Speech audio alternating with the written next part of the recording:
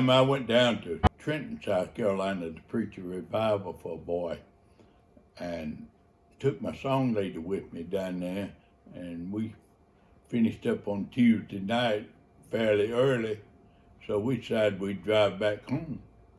So we got about 40 miles outside of Trenton, right in the middle of a peach orchard, and the car broke down.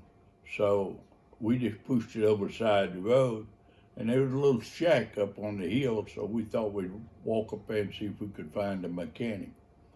We went up there, and this old farmer was just coming in from the field, and I asked him, I said, is there anywhere we can find a mechanic around here? He said, well, yeah, there's one up the road about 12 miles, but said, there's no need going up there. Said, he closes at 5 o'clock. I said, well, I said, is there anywhere that we can spend the night, like in a motel or something?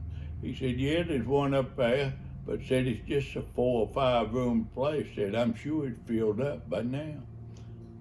I said, well, we really need to find a place to eat and a place to stay. He said, well, eating won't be no problem. Said, my wife fixing supper right now, and said, I tell her just put a few extra things in the pot, and said, you can eat with us.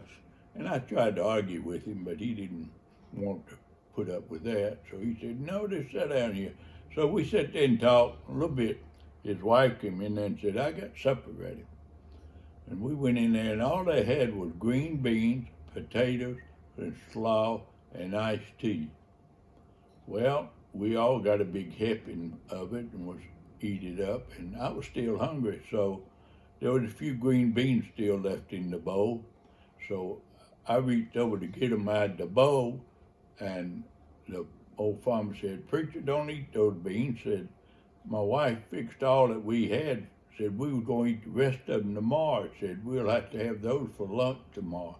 So I just pushed them back. I didn't bother. We sat there and talked a few minutes, and I said, well, Joe and I'll just walk back down to the car and sleep in the car.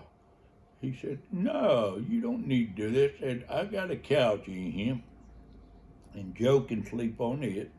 And said, I got a king-size bed, and you know, me and my wife both are real small. Said, you can sleep with us. Said, I'll sleep in the middle, my wife on one side and you on the other side. I said, no, I can't do that. He said, yes, you are going to do that. So we sat around there about to midnight. I hated to go to bed, but we finally went to bed. And that's the way we was going to sleep. And just as we got in bed, he said, now, preacher, some animal or something been stealing some of my chickens. So said, if I hear the dogs bark, that means somebody's out there. And I'm going to jump up with my shotgun and go out there and see if I can catch them. I said, okay. So about 2 hours later, I guess, the dog started barking. And he jumped up out of bed, didn't have on anything but his underwear, grabbed his shotgun, run out the door. And he no more than got out the door. His wife reached over and tapped me on the shoulder and said, now's your chance, preacher. So I got up and ate the rest of the green beans.